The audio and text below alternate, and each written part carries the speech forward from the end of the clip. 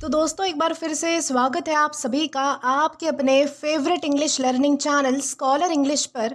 मेरा नाम है दीपिका कुमावत और मैं इस चैनल पर वेरियस कॉम्पिटिटिव एग्जाम्स के लिए इंग्लिश सब्जेक्ट टीच करती हूँ। तो बेसिकली आज के इस वीडियो में हम डिस्कस करने जा रहे हैं द हिंदू एडिटोरियल का वोकैब एनालिसिस। आशा करती हूँ कि आप इन सेशंस के साथ रेगुलरली जुड़ रहे हैं और इनका बेनिफिट भी उठा रहे हैं, क्योंकि इन सेशंस का मकसद है आपकी वोकैब पावर को और ज़्यादा इन्हांस करना। और ये जो वोकैब सेशंस है ये बैंक, एसएससी, रेलवे, यूपीएससी या फिर किसी भी कॉम्पिटिटिव एग्जाम के लिए इक्वली बहुत ही ज़्यादा इंपॉर्टेंट है। तो चलिए और ज़्यादा देर ना करते हुए बढ़ते हैं हमारे वोकैब शो की ओर और जानेंगे कि आज का हमारा सबसे पहला वर्ड कौन सा होता है। तो दोस्तों आज का हमारा सबसे पहला वर्ड आता है डेलिनिएशन। दोस्तों डेलिनिएशन का मतलब होता है विवरण या फिर रेखांकन, यानी कि डेलिनिएशन का मतलब होता है किसी चीज़ को क्लियरली और स्टेप बाय स्टेप एक्सप्लेन करना या फिर उसकी लिमिट्स क्लियर कर देना। जब हम बस वेग बातें नहीं करते, यानी कि गोल मोल बातें नहीं करते हैं, बल्कि क्लियरली बता देते हैं कि क्या इंक्लूडेड है और क्या नहीं है, तब उसे डेलिनिएशन कहते हैं। इसका यूज़ कन्फ्यूजन हटाने के लिए होता है, मतलब कि आप जब किसी चीज़ का स्पष्ट मतलब कि विवरण कर देते हो, रेखांकन कर देते हो, उसे अच्छी तरीके से किसी को समझा देते हो, तो वो होता है डेलिनिएशन। उसी तरीके से हमारे पास कुछ और भी एग्जांपल्स है, जैसे कि मान लीजिए कि टीचर ने रूल्स की डेलिनिएशन की। इसका क्या मतलब है कि मतलब टीचर ने रूल्स को क्लियरली एक्सप्लेन कर दिया कि क्या क्या रूल्स है, यानी कि अच्छे से समझा दिया। या फिर जॉब में जिम्मेदारियों की क्लियर डेलिनिएशन होती है, यानी कि रिस्पॉन्सिबिलिटीज़ की क्लियर डेलिनिएशन होती है, मतलब कि कौन क्या काम करेगा ये क्लियरली डिसाइड किया जाता है। तो वहाँ पे भी एक तरीके से डेलिनिएशन होती है। या फिर मैप में स्टेट्स की डेलिनिएशन दिखाई देती है, मतलब कि हर स्टेट की बाउंड्री क्लियर होती है, मतलब कि हर स्टेट का जो डिस्क्रिप्शन है कि कौन सा स्टेट कहाँ तक सीमित है वो भी आपको अच्छे से मतलब कि वहाँ पर क्लियरली शो किया जाता है। तो वो भी एक तरीके से क्या है, तो डेलिनिएशन है। यानी कि सिंपल वर्ड्स में आपको इतना ध्यान रखना है कि डेलिनिएशन का मतलब होता है किसी चीज़ को क्लियर कर देना बिना किसी कंफ्यूजन के, या फिर किसी चीज़ को समझा देना, तो उसे हम कहेंगे डेलिनिएशन। अब दोस्तों अगर बात की जाए इसके सिनोनिम की, तो सिनोनिम में हमारे पास है डिस्क्रिप्शन, पोर्ट्रेयल या फिर डिपिक्शन। दोस्तों इन तीनों का क्या मतलब होता है। डिस्क्रिप्शन का मतलब होता है एक तरीके से विवरण करना, यानी कि मतलब कि बहुत ही अच्छे से कोई चीज़ समझा देना या फिर बता देना, तो उसे हम डिस्क्रिप्शन कहते हैं। पोर्ट्रेयल या फिर डिपिक्शन का मतलब होता है एक तरीके से चित्रण करना, किसी चीज़ को चित्रित करना, यानी कि बेसिकली किसी चीज़ को अच्छे से समझाना, डिटेल में बताना। तो उस सेंस में हम पोर्ट्रेयल या फिर डिपिक्शन का यूज़ कर सकते हैं। वही एंटोनिम की तरफ आए तो एंटोनिम में हमारे पास है ऑब्सक्योरिटी, मिस रिप्रेजेंटेशन या फिर वेगनेस। दोस्तों ऑब्सक्योरिटी का मतलब होता है अस्पष्टता, यानी कि जो चीज़ें धुंधली होती है, हमें आसानी से समझ नहीं आती है, जो क्लियर नहीं होती है, तो उसे हम ऑब्सक्योरिटी कह सकते हैं। मिस रिप्रेजेंटेशन का मतलब होता है जो चीज़ अच्छे से रिप्रेजेंट नहीं हुई हो या फिर हमारे सामने अच्छे से पेश नहीं की गई हो, हमें समझाई नहीं गई हो, जो चीज़ हमें कन्फ्यूजन वाली लगे, तो वो होता है मिस रिप्रेजेंटेशन। और हमारा आखिरी वर्ड है वेगनेस। दोस्तों वेगनेस का भी मतलब होता है अस्पष्टता, यानी कि जिसमें जो है वो मतलब कि क्लियरनेस नहीं होती है, स्पष्टता नहीं होती है, तो उसे हम कहते हैं वेगनेस। यानी कि जो चीज़ें हमें कंफ्यूज करती है तो वो होती है वेग चीज़ें। ओके, तो ये सारे हमारे क्या है, तो एंटोनिम्स है। अब दोस्तों अगर बात की जाए इसके एग्जाम्पल की, तो एग्जाम्पल में हमारे पास है the teacher's delineation of the historical event help the students understand it clearly. यानी कि यहाँ पर क्या बताया गया है कि जिस तरीके से जो है वो मतलब कि टीचर ने हिस्टोरिकल इवेंट्स के बारे में मतलब कि डिस्क्रिप्शन दिया, यानी कि समझाया, उसका विवरण किया अच्छे से, जो है वो मतलब कि बच्चों को समझाया, तो उसकी वजह से क्या हुआ कि बच्चों को जो है वो मतलब कि सारी बातें क्लियरली समझ आ गई। यानी कि टीचर का जो है वो मतलब कि हिस्टोरिकल इवेंट्स के बारे में डिस्क्रिप्शन देना जो है वो मतलब कि बच्चों के लिए समझने में मददगार रहा। तो इस तरीके से आपको समझना है कि डेलिनिएशन यानी क्या होता है। दोस्तों इसी के साथ हम आगे बढ़ेंगे हमारे अगले वर्ड की ओर। अब दोस्तों इसके बाद हमारा अगला वर्ड आता है रिपोजफुल। दोस्तों रिपोजफुल का मतलब होता है शांत या फिर विश्राम पूर्ण, यानी कि रिपोजफुल का मतलब होता है ऐसी कोई चीज़ जो माइंड को शांति दे, काम फील करवाए, यानी कि शांत फील करवाए, या फिर हमारा जो टेंशन है, हमारी जो एंजाइटी है, स्ट्रेस है, उसे कम करे। ये जो वर्ड है वो किसी जगह के लिए यूज़ हो सकता है, इन्वायरमेंट के लिए, हमारे आसपास के वातावरण के लिए यूज़ हो सकता है, या फिर किसी फीलिंग के लिए भी यूज़ हो सकता है, जहाँ पर रहकर जो हमारी बॉडी और दिमाग है वो दोनों रिलैक्स हो जाती है। तो उसे हम क्या कहेंगे, उस स्टेट को हम कहेंगे रिपोजफुल। जैसे कि हमारे पास कुछ एग्जांपल है, जैसे कि मान लीजिए कि रिपोजफुल स्लीप, मतलब कि ऐसी नींद जो प्रॉपर रेस्ट दे और आपको फ्रेश फील करवाए, यानी कि ऐसी नींद जो आपको मतलब कि प्रॉपर रेस्ट मतलब कि देती है और साथ ही साथ आपको फ्रेश भी फील करवाती है, तो वो कैसी स्लीप है, तो वो रिपोजफुल स्लीप है, यानी कि शांति भरी स्लीप है। या फिर रिपोजफुल प्लेस कह सकते हैं हम, जैसे कि पहाड़ होते हैं, कोई शांत गार्डन होता है, कोई बगीचा होता है, जहाँ जाकर आपका जो माइंड है वो काम हो जाता है, तो वो कैसी प्लेस है, तो रिपोजफुल प्लेस है, यानी कि वहाँ पर क्या है, तो बहुत ज़्यादा शांति है, बहुत ज़्यादा पीस है। या फिर रिपोजफुल म्यूजिक, यानी कि ऐसा म्यूजिक जो सुनते ही आपका स्ट्रेस कम हो जाता है, यानी कि आपको अच्छा लगता है, तो वो होता है रिपोजफुल म्यूजिक। यानी कि सिंपल वर्ड्स में आपको इतना ध्यान रखना है कि रिपोजफुल का मतलब होता है शांत, रिलैक्सिंग और रेस्ट देने वाला। ये कोई भी चीज़ हो सकती है जो आपको शांत कराती है, रिलैक्स फील करवाती है, आपका स्ट्रेस कम करवाती है, तो ऐसी चीज़ों को हम रिपोजफुल कहते हैं। और ये भी ध्यान रखना है कि हमारे पास पार्ट्स ऑफ स्पीच में एग्जेक्टिव है, यानी कि विशेषण है। अब दोस्तों अगर बात की जाए इसके सिनोनिम की, तो सिनोनिम में हमारे पास है काम, सीरीन या फिर ट्रैंक्विल। दोस्तों काम और सीरीन का मतलब होता है एक तरीके से शांत होना, बिल्कुल जो है वो मतलब कि पीसफुल कंडीशन में होना, बहुत ही शांति से रहना, तो उसे हम काम या फिर सीरीन कह सकते हैं। शांति वाले स्टेट को हम काम या फिर सीरीन कहेंगे। और ट्रैंक्विल का मतलब होता है एक तरीके से आपका मेंटल बैलेंस होना, यानी कि आपका जो आपकी जो मेंटालिटी है, मेंटालिटी का यहाँ पर मेरा इसका मतलब है कि जैसे कि मतलब कि आपका जो मेंटल स्टेट है वो बिल्कुल शांत होता है, तो उसे हम ट्रैंक्विल कह सकते हैं। यानी कि एक तरीके से आपकी जो मानसिक संतुलन जो है वो मतलब कि जगह पर होना, तो उसे हम कहेंगे ट्रैंक्विल। वही एंटोनिम की तरफ आए तो एंटोनिम में हमारे पास है एजिटेटेड, रेस्टलेस या फिर डिस्टर्ब। दोस्तों एजिटेटेड का मतलब होता है बहुत ज़्यादा उत्तेजित होना, यानी कि एक्साइटेड होना, बहुत ज़्यादा मतलब कि एक तरीके से अलग ही जोश होना आपकी बॉडी में। रेस्टलेस का मतलब होता है बेचैन रहना, और डिस्टर्ब का मतलब होता है कि एक तरीके से व्याकुल रहना या फिर स्टेबल ना रहना आपका मन एक जगह पर, तो वो होता है डिस्टर्ब। यानी कि ये सारे हमारे क्या है, तो एंटोनिम्स हैं।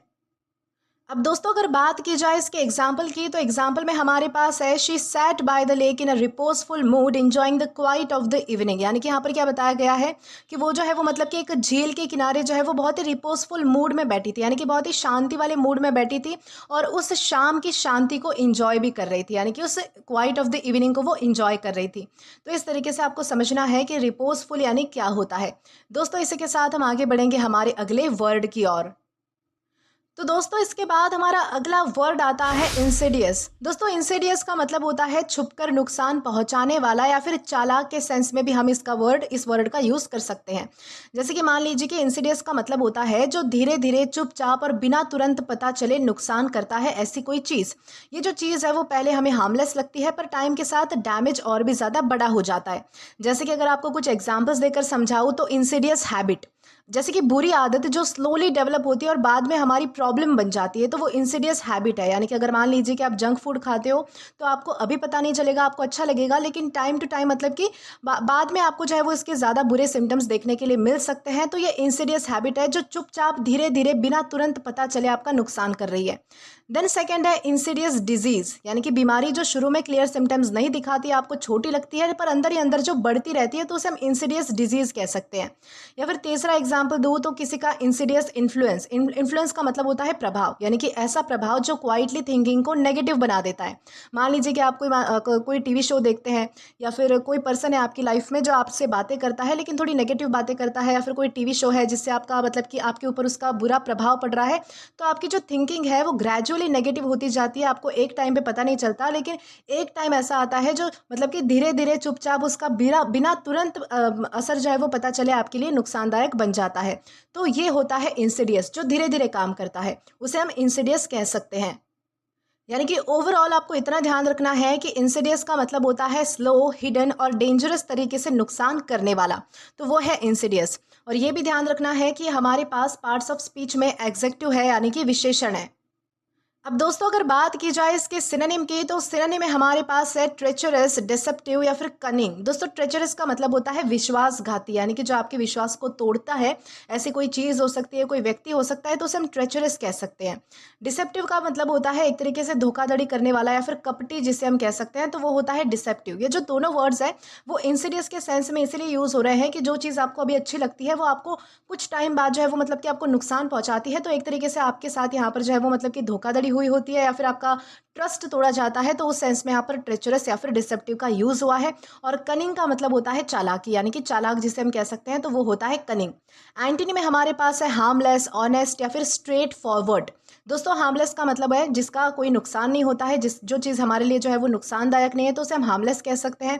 ऑनेस्ट का मतलब होता है ईमानदार, और स्ट्रेट फॉरवर्ड का मतलब है कि जो चीज़ जैसी है वैसी ही है, उसे हम जो है वो स्ट्रेट फॉरवर्ड कह सकते हैं। यानी कि जो चीज़ जो मतलब कि उसके पीछे कोई दूसरा कारण नहीं है या फिर जो है वो मतलब कि डबल फेस्ड कोई चीज़ नहीं है, स्ट्रेट है, तो उसे हम स्ट्रेट फॉरवर्ड कह सकते हैं। ऑनेस्ट कह सकते हैं यानी कि ईमानदार कह सकते हैं। हार्मलेस यानी कि नुकसान न पहुंचाने वाला भी कह सकते हैं। यानी कि ये सारे हमारे क्या है तो एंटोनिम्स है। अब दोस्तों अगर बात की जाए इसके एग्जाम्पल की, तो एग्जाम्पल में हमारे पास है the insidious spread of misinformation online can be more dangerous than overt lies. यानी कि यहाँ पर क्या बताया गया है कि ऑनलाइन किसी गलत जानकारी का चुपके चुपके इंसिडियस तरीके से फैलना, यानी कि धीरे धीरे जो है वो मतलब कि उस मिस इन्फॉर्मेशन का बड़ा बन जाना, फैल जाना, वो क्या है तो खुलेआम झूठ बोलने से ज़्यादा भी खतरनाक हो सकता है। यानी कि ऑनलाइन गलत जानकारी का चुपके चुपके फैलना खुलेआम झूठ बोलने से ज़्यादा खतरनाक हो सकता है, इस तरीके से यहाँ पर हमें समझाया गया है। दोस्तों इसी के साथ हम आगे जाएंगे हमारे अगले वर्ड की ओर। तो दोस्तों इसके बाद हमारा अगला वर्ड आता है सप्लैंट। दोस्तों सप्लैंट का मतलब होता है प्रतिस्थापित करना या फिर जगह ले लेना। यानी कि सप्लैंट का मतलब होता है किसी चीज़ या फिर पर्सन को हटाकर उसकी जगह किसी और को ले आना, यानी कि उसकी जगह ले लेना बेसिकली। ये जो चेंज होता है यानी कि जो बदलाव है किसी और की जगह लेने का, ये नॉर्मली धीरे धीरे होता है। जब नया ऑप्शन आपको पुराने से ज़्यादा बेटर और यूज़फुल लगने लगता है तब ये चेंज आता है, यानी कि सप्लैंट किया जाता है, यानी कि जगह ले ली जाती है। जैसे कि अगर आपको एग्जाम्पल देकर बताऊं तो स्मार्टफोन्स ने क्या किया है, तो ये जो कीपैड वाले फ़ोन्स हैं उनको सप्लैंट कर दिया है। मतलब कि आजकल क्या है तो स्मार्टफोन्स ने उनकी जगह ले ली है, कीपैड वाले फ़ोन जो है वो कोई भी यूज़ नहीं करता है। या फिर दूसरा एग्जाम्पल दूँ तो ऑनलाइन क्लासेस ने ट्यूशन को सप्लैंट कर दिया है। यानी कि मतलब लोग जो है वो मतलब कि ऐसे वर्चुअल जो है वो ट्यूशन्स नहीं लेते हैं, बल्कि ऑनलाइन क्लासेस से जो है वो मतलब कि जुड़ने लगे हैं। ऑनलाइन क्लासेस जो है वो उनको सही लगने लगी है, यानी कि घर में वो मोबाइल से पढ़ना प्रेफर करते हैं। या फिर यहाँ पर बताया गया है new manager supplanted the old one, यानी कि मतलब कि पुराने मैनेजर ने क्या किया है तो नए मैनेजर की जगह ले ली है। नहीं सॉरी, नए मैनेजर ने क्या किया है तो पुराने मैनेजर की जगह ले ली है, यानी कि उसको सप्लैंट कर दिया है। तो इस तरीके से आपको समझना है कि सप्लैंट यानी क्या होता है। तो सप्लैंट का मतलब होता है रिप्लेस कर देना, किसी को हटाकर उसकी जगह ले लेना, तो उसे हम कहते हैं सप्लैंट करना।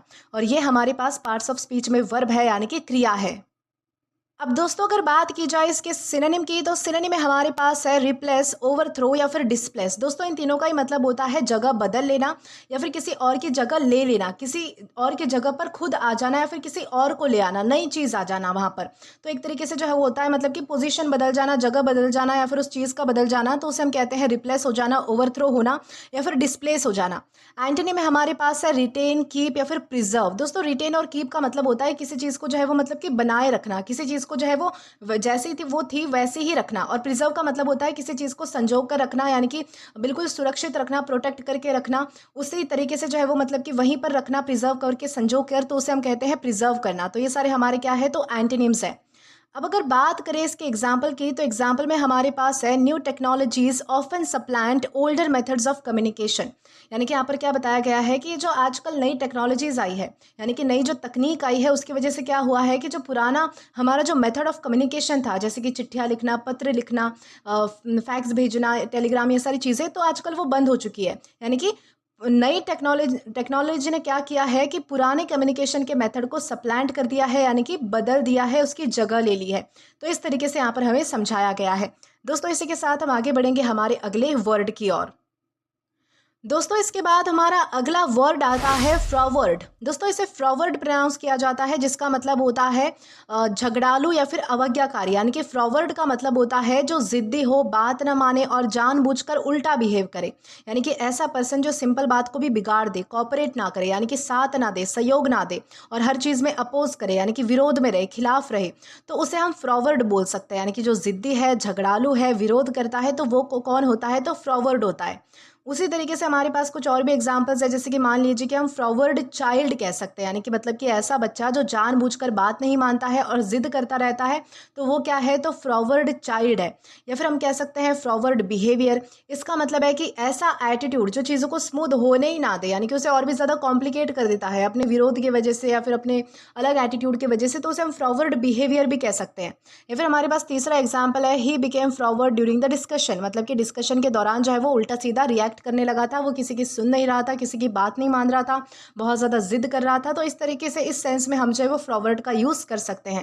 यानी कि सिंपल वर्ड्स में ओवरऑल मीनिंग के लिए आपको इतना ध्यान रखना है कि फ्रॉवर्ड का मतलब होता है जिद्दी, नॉन कोऑपरेटिव और जानबूझकर डिफिकल्ट बिहेव करने वाला, तो वो होता है फ्रॉवर्ड। और ये भी ध्यान रखना है कि हमारे पास पार्ट्स ऑफ स्पीच में एग्जेक्टिव है, यानी कि विशेषण है। अब दोस्तों अगर बात की जाए इसके सिनोनिम की, तो सिनोनिम में हमारे पास है स्टबन, ऑब्स्टिनेट या फिर रेबेलियस। दोस्तों स्टबन का मतलब होता है जिद्दी, ऑब्स्टिनेट का मतलब होता है जो किसी की सुनता नहीं है। बेसिकली ये भी एक तरीके से जिद्दी के सेंस में ही हम यूज़ कर सकते हैं, यानी कि जो इंसान बहुत ज़्यादा जिद्दी है, झगड़ालू टाइप्स है, तो उसे हम जो है वो ऑब्स्टिनेट कह सकते हैं। रेबेलियस का मतलब होता है विद्रोही, यानी कि एक तरीके से जो है वो हर चीज़ के खिलाफ रहता है, हर चीज़ में अपोज करता है, यानी कि हर चीज़ में जो है वो सामना करता है, तो वो एक तरीके से रेबेलियस होता है, यानी कि झगड़ा करके सामना करना, किसी का प्रोटेस्ट करना, विरोध करना, तो वो होता है रेबेलियस। एंटनी में हमारे पास है ओबीडियंट, कंप्लायंट या फिर डॉसाइल। दोस्तों इन तीनों का ही मतलब होता है जो आज्ञाकारी है, सबकी बातें मानता है, फॉलो करता है, सबकी सुनता है, सबके हिसाब से चलता है, तो वो उसे हम ओबीडियंट भी कह सकते हैं, कंप्लायंट भी कह सकते हैं, डॉसाइल भी कह सकते हैं। तो ये सारे हमारे क्या है, तो एंटोनिम्स है। अब अगर बात करें इसके एग्जाम्पल की, तो एग्जाम्पल में हमारे पास है the froward child refuse to follow any of the teachers instruction, यानी कि एक जिद्दी बच्चे ने जो है वो टीचर के किसी भी इंस्ट्रक्शन को फॉलो करने से मना कर दिया, यानी कि वो किसी भी टीचर का कोई भी इंस्ट्रक्शन फॉलो नहीं कर रहा था। तो इस तरीके से यहाँ पर हमें समझाया गया है कि फ्रॉवर्ड यानी क्या है और किस तरह हम इसका अलग अलग सेंटेंसेस में यूज़ कर सकते हैं। दोस्तों इसी के साथ हम आगे जाएंगे हमारे अगले वर्ड की ओर। अब दोस्तों इसके बाद हमारा अगला वर्ड है डिस्टॉर्शन। दोस्तों डिस्टॉर्शन का मतलब होता है विकृति या फिर बिगाड़, यानी कि डिस्टॉर्शन का मतलब होता है किसी चीज़ का असली फॉर्म या फिर मीनिंग ही बिगाड़ देना। जब कोई चीज़ जैसी है वैसी ना दिखे, ना सुने या फिर ना समझी जाए, बिल्कुल थोड़ी सी गलत हो जाए, उसे गलत ले लिया जाए, तो उसे हम डिस्टॉर्शन कहते हैं। जैसे कि हमें मिसअंडरस्टैंडिंग हो जाती है कभी कभी, जैसे कि जो बात कुछ और होती है हम कुछ और समझ लेते हैं, उसी टाइप से डिस्टॉर्शन होता है कि जो बात एक्चुअली जैसी है वैसी प्रेजेंट ना की जाए, थोड़ा और उसे तोड़ मरोड़ कर एक्स्ट्रा उसे बताया जाए, तो वो डिस्टॉर्शन होता है। उसी तरीके से हमारे पास कुछ और एग्जांपल्स है, जैसे कि मान लीजिए कि साउंड का डिस्टॉर्शन हो सकता है। जब स्पीकर से आवाज़ जो है वो टूटी टूटी सी या फिर थोड़ी अजीब सुनाई दे, फटकर थोड़ी आवाज़ आए, तो उसे हम कहेंगे कि साउंड का डिस्टॉर्शन हो रहा है, यानी कि जैसी आवाज़ है वैसी हमें सुनाई नहीं दे रही है, बल्कि थोड़ी खराब आवाज़ आ रही है। या फिर दूसरा एग्जाम्पल दूँ तो फैक्ट का भी डिस्टॉर्शन हो सकता है कि जब कोई बात को थोड़ा घुमा फिरा कर, थोड़ा मिर्च मसाला लगाकर, थोड़ा एक्स्ट्रा स्पाइसी बनाकर उसे प्रेजेंट किया जाता है। गॉसिप्स के लिए करते हैं लोग ऐसा, न्यूज़ के लिए करते हैं, अटेंशन के लिए करते हैं, तो वो भी एक तरीके से फैक्ट का डिस्टॉर्शन होता है, यानी कि जो बात एक्चुअली जैसी थी उसको आपने वैसा नहीं बताया, थोड़ा तोड़ मरोड़ कर एक्स्ट्रा बात उसमें आपने जो है वो घुसा दी, तो उसे हम क्या कहेंगे कि फैक्ट डिस्टॉर्शन हो गया। या फिर इमेज को भी डिस्टॉर्ट किया जाता है, यानी कि इमेज का भी डिस्टॉर्शन होता है जब फोटो स्ट्रेच होकर नेचुरल ना लगे, यानी कि आप उसमें बहुत ज़्यादा फिल्टर्स लगा देते हो या फिर कुछ और हो जाता है फोटो में, तो वो होता है इमेज डिस्टॉर्शन। यानी कि सिंपल वर्ड्स में डिस्टॉर्शन का मतलब होता है ओरिजिनल चीज़ का बिगड़ जाना या फिर गलत हो जाना, दैट्स डिस्टॉर्शन। और ये भी ध्यान रखना है कि हमारे पास पार्ट्स ऑफ स्पीच में नाउन है। अब दोस्तों अगर बात की जाए इसके सिनोनिम की, तो सिनोनिम में हमारे पास है मिस रिप्रेजेंटेशन, डिफॉर्मेशन या फिर वार्पिंग। दोस्तों इन तीनों का ही मतलब होता है कोई चीज़ जो है वो गलत तरीके से पेश करना, किसी चीज़ की विकृति हो जाना, यानी कि एक तरीके से किसी चीज़ को जो है वो बिगाड़ देना, किसी चीज़ को गलत तरीके से पेश करना, डिफॉर्म कर देना, यानी कि उस चीज़ को जैसी वो है उससे और भी ज़्यादा उसका लेवल गिरा देना, वार्प कर देना, यानी कि उसे और भी ज़्यादा तोड़ मरोड़ कर बिगाड़ कर दिखाना, तो वो होता है मिस रिप्रेजेंटेशन, डिफॉर्मेशन या फिर वार्पिंग। वही एंटोनी में हमारे पास है एक्यूरेसी, क्लैरिटी या फिर ट्रुथ। एक्यूरेसी का मतलब होता है सटीकता, यानी कि जो चीज़ जैसी है वैसी है, यानी कि वैसे ही प्रेजेंट की गई है। क्लैरिटी यानी कि उसमें स्पष्टता होती है, कोई भी चीज़ मतलब कि उसमें एक्स्ट्रा एड ऑन नहीं होती है या फिर कोई भी चीज़ जो है वो उसमें बदली नहीं जाती है, जो चीज़ वैसी थी तो वैसे ही क्लियर है, तो वो होता है क्लैरिटी। ट्रुथ का मतलब होता है सच्चाई, यानी कि अपनी तरफ से कुछ भी एक्स्ट्रा ना डालना, जो सच है वही दिखाना। तो ये सारे हम तीन वर्ड जो है वो मतलब कि एंटोनिम के तौर पर यूज़ कर सकते हैं। अब दोस्तों अगर बात की जाए इसके एग्जाम्पल की, तो एग्जाम्पल में हमारे पास है the media's distortion of the facts led to widespread confusion among the public. यानी कि यहाँ पर क्या बताया गया है कि जिस तरीके से मीडिया ने क्या किया है, तो फैक्ट्स को डिस्टॉर्ट किया है, यानी कि फैक्ट्स को जो है वो तोड़ मरोड़ कर और भी ज़्यादा जो है वो कुछ बातें अपनी ऐड करके उसे पेश किया है। तो उसकी वजह से क्या हुआ है कि पब्लिक के बीच में जो है वो मतलब कि बहुत ज़्यादा तादाद में जो है वो कन्फ्यूजन फैल चुका है, यानी कि उन्हें पता नहीं लग पा रहा है कि ये जो बात है वो सच है या फिर झूठ है। इस तरीके से मीडिया ने जो है वो बात को मतलब कि तोड़ मरोड़ कर डिस्टॉर्ट करके बिगाड़ के पेश किया था। तो इस तरीके से आपको ध्यान रखना है कि डिस्टॉर्शन यानी क्या है। दोस्तों इसी के साथ हम आगे जाएंगे हमारे अगले वर्ड की ओर। अब दोस्तों अगर बात की जाए इसके हमारे अगले वर्ड की, तो हमारा अगला वर्ड है प्रेडेशन। दोस्तों प्रेडेशन का मतलब होता है शिकार करना या फिर नाश करना। यानी कि प्रेडेशन का मतलब होता है कि जब कोई स्ट्रांग या फिर पावरफुल किसी वीक को नुकसान पहुंचा कर, यानी कि अपने से कमज़ोर किसी मतलब कि व्यक्ति हो सकता है, कोई जानवर हो सकता है, उसे नुकसान पहुंचाकर अपना फ़ायदा निकाले, तो वो प्रेडेशन होता है। ये वर्ड जो है वो नेचर में भी यूज़ होता है, मतलब कि एनिमल्स के लिए भी यूज़ होता है। एनिमल्स यानी कि जो बड़े एनिमल्स होते हैं वो दूसरे एनिमल्स का शिकार करते हैं फीड करने के लिए, तो वो भी एक तरीके से प्रेडेशन है। या फिर ह्यूमन के बिहेवियर के लिए भी यूज़ होता है, यानी कि जब हम क्या करते हैं कि हमसे जो कोई वीक है उससे अपना फ़ायदा निकलवा लेते हैं अपना काम बनाने के लिए, तो वो भी एक तरीके से प्रेडेशन ही होता है कि हम उसको जो है वो एक तरीके से एक्सप्लॉइट कर रहे हैं। यानी कि जब कोई अनफेयर तरीके से दूसरों का यूज़ करता है तो वो होता है प्रेडेशन। उसी तरीके से हमारे पास कुछ और एग्जांपल्स है, जैसे कि मान लीजिए कि एक होता है एनिमल प्रेडेशन, यानी कि शेर का हिरण को मारकर खा जाना। यहाँ पर स्ट्रॉन्ग एनिमल वीक को टारगेट करता है, तो ये क्या है, तो एनिमल प्रेडेशन है। दूसरा आता है ऑनलाइन प्रेडेशन। ऑनलाइन प्रेडेशन का मतलब होता है जब कोई ऑनलाइन किसी इनोसेंट पर्सन को धोखा देकर एक्सप्लॉइट करता है, तो उसे कहते हैं हम ऑनलाइन प्रेडेशन। ओके, देन आता है इकोनॉमिक प्रेडेशन। इकोनॉमिक प्रेडेशन का मतलब होता है जब बड़े लोग या कंपनीज वीक लोगों से अनफेयर तरीके से प्रॉफिट कमाते हैं, यानी कि अपना मुनाफा कमाते हैं, तो उसे हम इकोनॉमिक प्रेडेशन कह सकते हैं। तो इस तरीके से आपको समझना है कि प्रेडेशन यानी होता है शिकार करना, चाहे फिर वो एनिमल करे या फिर ह्यूमन करे, लेकिन अपने से वीक का शिकार कर लेना अपने फायदे के लिए, तो वो होता है प्रेडेशन। यानी कि सिंपल वर्ड्स में प्रेडेशन का मतलब है स्ट्रॉन्ग का वीक का फ़ायदा उठाना, यूजुअली हार्मफुल वे में, तो वो है प्रेडेशन। और ये भी ध्यान रखना है कि हमारे पास पार्ट्स ऑफ स्पीच में नाउन है। अब दोस्तों अगर बात की जाए इसके सिनोनिम की, तो सिनोनिम में हमारे पास है हंटिंग, एक्सप्लॉइटेशन या फिर प्लंडरिंग। दोस्तों इन तीनों का मतलब होता है, हंटिंग और प्लंडरिंग का तो मतलब होता है शिकार करना, नुकसान पहुंचाना। एक्सप्लॉइटेशन का भी मतलब होता है एक तरीके से जो है वो उत्पीड़न करना किसी का, यानी कि किसी का शोषण करना, उसे एक्सप्लॉइट करना यानी कि नुकसान पहुंचाना, परेशान करना, तो उसे हम कह सकते हैं एक्सप्लॉइटेशन। एंटनी में हमारे पास है प्रोटेक्शन, प्रिजर्वेशन, कंजर्वेशन। दोस्तों इन तीनों का मतलब होता है एक तरीके से सुरक्षा देना, यानी कि एक तरीके से प्रोटेक्ट करना किसी को, तो उसे हम प्रोटेक्शन कह सकते हैं, प्रिजर्वेशन कह सकते हैं यानी कि बचाना, कंजर्वेशन भी कह सकते हैं यानी कि संजो कर रखना, बचाना, सुरक्षित करना। तो वो होते हैं हमारे सारे एंटोनिम्स। अब दोस्तों अगर बात की जाए इसके एग्जाम्पल की, तो एग्जाम्पल में हमारे पास है predation plays a crucial role in maintaining the balance of ecosystem. यानी कि यहाँ पर क्या बताया गया है कि जो प्रेडेशन है, यानी कि जो मतलब कि शिकार करने वाले एनिमल्स की बात हो रही है यहाँ पर, तो एनिमल्स के बारे में यहाँ पर कहा गया है कि जो शिकार करने वाले एनिमल्स है, ये जो है वो बहुत ही इंपॉर्टेंट यानी कि क्रूशियल रोल मेंटेन कर, यानी कि क्रूशियल रोल प्ले करते हैं इकोसिस्टम को बैलेंस रखने के लिए, यानी कि इकोसिस्टम को चलाने के लिए, बैलेंस में रखने के लिए। जो मतलब कि जो कार्निवोरस एनिमल्स होते हैं, जो शिकार करते हैं अपने से छोटे एनिमल्स का, वो बहुत ही इंपॉर्टेंट रोल प्ले करते हैं, क्योंकि एक तरीके से एक लाइफ साइकिल होती है कि वो उसको खाता है, वो उसको खाता है, उस तरीके से जो है वो मतलब कि पूरी लाइफ साइकिल मेंटेन होती रहती है, और जो है वो एनिमल्स की ज़्यादा पॉपुलेशन भी नहीं बढ़ती है। इस तरीके से एनिमल जो है वो एक दूसरे पर फिड करते हैं। तो इस तरीके से आपको समझना है कि प्रेडेशन यानी क्या है। दोस्तों इसी के साथ आपको आगे हम मतलब कि इसी के साथ हम आगे बढ़ेंगे और जानेंगे कि इसके बाद हमारा कौन सा वर्ड आता है। तो दोस्तों इसके बाद हमारा अगला वर्ड आता है डिसेवर। दोस्तों डिसेवर का मतलब होता है अलग करना, यानी कि डिसेवर का मतलब होता है किसी चीज़ को ज़ोर से अलग कर देना या फिर तोड़कर सेपरेट कर देना। ये सिर्फ दूर करना नहीं होता है, बल्कि स्ट्रॉन्ग तरीके से कट या फिर ब्रेक करके अलग करना होता है। जैसे कि पहले कोई चीज़ जुड़ी हुई हो और बाद में बिल्कुल सेपरेट हो जाए, तो उसे हम डिसेवर कह सकते हैं। जैसे कि फॉर एग्जाम्पल हमारे पास कुछ एग्जाम्पल्स है।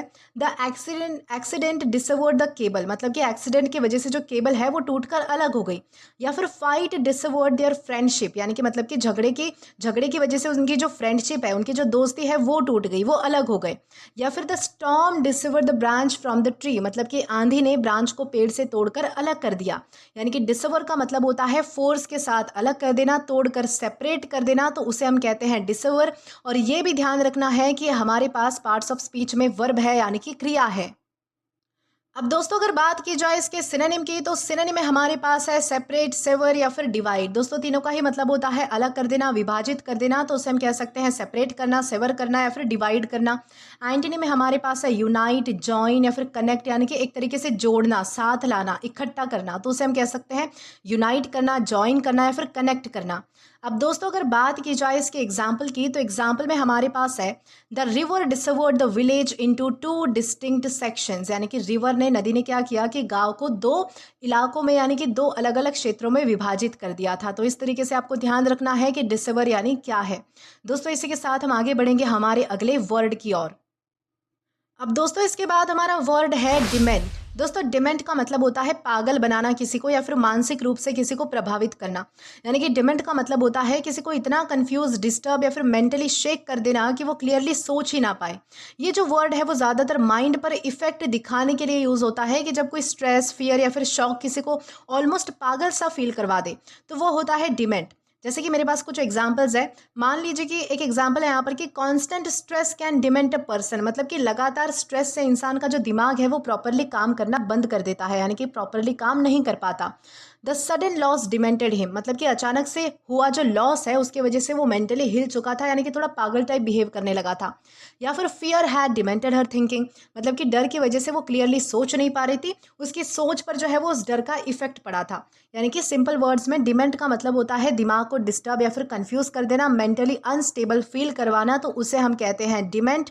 और ये भी ध्यान रखना है कि हमारे पास पार्ट्स ऑफ स्पीच में वर्ब है, यानी कि क्रिया है। अब दोस्तों अगर बात की जाए इसके सिनोनिम की, तो सिनोनिम में हमारे पास है अनबैलेंस, बिविल्डर या फिर एजिटेट। दोस्तों इन तीनों का क्या मतलब होता है, यानी कि एक तरीके से मानसिक संतुलन हिला देना, किसी को बहुत ज़्यादा कंफ्यूज करना, मेंटली शेक कर देना, डिस्टर्ब करना। तो उसे हम कह सकते हैं अनबैलेंस करना, बिविल्डर करना या फिर एजिटेट करना। एंटोनी में हमारे पास है सूद, काम या फिर कंपोज, यानी कि किसी को सहज करना, किसी की मानसिक शांति बरकरार रखना, यानी कि उसे जो है वो मतलब कि पीस महसूस करवाना, उसे अच्छा फील करवाना। तो उसे हम सूद कह सकते हैं, काम कह सकते हैं या फिर कंपोज भी कह सकते हैं। तो ये सारे हमारे क्या है, तो एंटोनिम्स है। वही एग्जाम्पल की बात करें तो एग्जाम्पल में हमारे पास है the constant stress and fear seem to dement him over time, यानी कि यहाँ पर क्या बताया गया है कि जिस तरीके से लगातार स्ट्रेस और डर, इसके वजह से क्या हुआ है कि टाइम के साथ साथ जो है वो मतलब कि उसकी जो मानसिक संतुलन है वो पूरा बिगड़ चुका है, हिल चुका है। तो इस तरीके से यहाँ पर बताया गया है कि डिमेंट यानी क्या होता है और किस तरह हमें इसका यूज़ करना है। दोस्तों इसी के साथ हम आगे बढ़ेंगे आज के हमारे लास्ट वर्ड की ओर।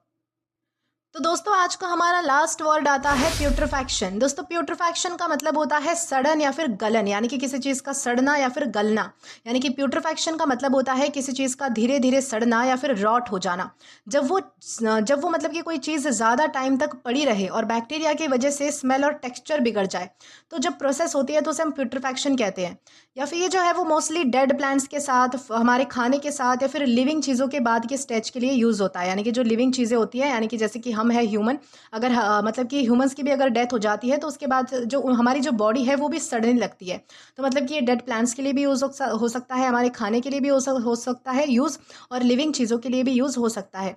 उसी तरीके से हमारे पास कुछ और एग्जांपल्स है, जैसे कि मान लीजिए कि फूड प्यूट्रिफिकेशन होता है, यानी कि जब खाना फ्रिज से बाहर जो है वो ज़्यादा टाइम पड़ा रहे और गंदी स्मेल आने लगती है, तो वो प्यूट्रिफैक्शन हो चुका होता है। गार्बेज प्यूट्रिफैक्शन भी होता है, यानी कि कचरा टाइम पर ना उठाया जाए तो वो सड़ने लगता है, तो वो भी एक तरीके से प्यूट्रिफैक्शन होती है। या फिर डेड लीव्स, यानी कि पेड़ के सूखे पत्ते जब मिट्टी में घुलने लगते हैं तो वो प्रोसेस भी जो है वो प्यूट्रिफैक्शन का पार्ट होता है। यानी कि सिंपल वर्ड्स में प्यूट्रिफैक्शन का मतलब होता है सड़ना, रॉट होना, बैक्टीरिया की वजह से चीज़ का बिगड़ जाना। तो उसे हम कहते हैं प्यूट्रिफैक्शन। और ये भी ध्यान रखना है कि हमारे पास पार्ट्स ऑफ स्पीच में नाउन है। अब दोस्तों अगर बात की जाए इसके सिनोनिम की, तो सिनोनिम में हमारे पास है डिके, डिकम्पोजिशन या फिर रॉट। दोस्तों इन तीनों का मतलब होता है कोई चीज़ सड़ जाना, गल जाना, पूरी तरीके से जो है वो मतलब कि एक तरीके से बर्बाद हो जाना कोई चीज़ सड़ के, तो उसे हम कह सकते हैं डिके, डिकम्पोजिशन या फिर रॉट।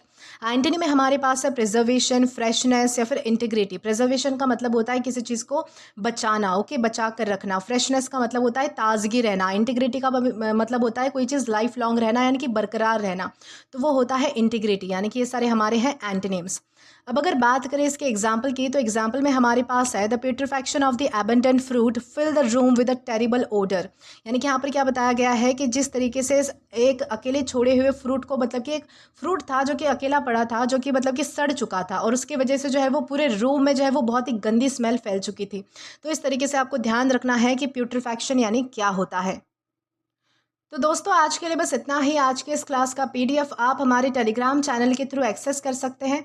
और अगर आपने अभी तक हमारा टेलीग्राम चैनल ज्वाइन नहीं किया है तो टेलीग्राम पर English with Deepika Kumawat search करके या फिर डिस्क्रिप्शन में दिए गए लिंक के थ्रू, साथ ही साथ अभी जो आपको आपकी स्क्रीन पर क्यूआर कोड दिख रहा है वहाँ से भी आप जो है वो डायरेक्टली स्कैन करके हमारा टेलीग्राम चैनल ज्वाइन कर सकते हैं, ताकि आप कभी भी किसी भी नए आने वाले वीडियोज़ को लेकर कोई भी अपडेट्स को मिस ना करें। और दोस्तों अगर आपको आज का ये वीडियो पसंद आया है या फिर हेल्पफुल लगा है तो do like this video, subscribe the channel and share as much as you can.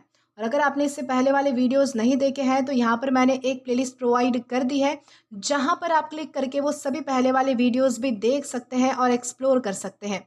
Till then keep learning. Thank you.